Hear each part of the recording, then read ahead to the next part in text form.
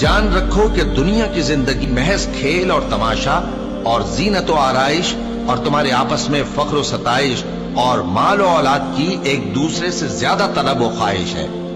اس کی مثال ایسی ہے جیسے بارش کہ اس سے اگنے والی کھیتی کسانوں کو بھری لگتی ہے، پھر وہ کھیتی خوب زور پر آتی ہے، پھر اے دیکھنے والے تو اس کو دیکھتا ہے کہ پک کر زرد پڑ جاتی ہے، پھر چورا چورا ہو جاتی ہے۔ اور آخرت میں کافروں کے لیے عذاب شدید اور مومنوں کے لیے اللہ کی طرف سے بخشش اور خوشنودی ہے۔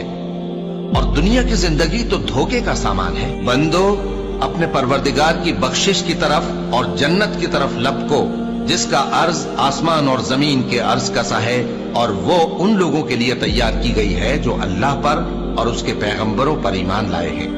یہ اللہ کا فضل ہے، جسے چاہے عطا فرمائے، اور اللہ بڑے فضل کا مالک ہے۔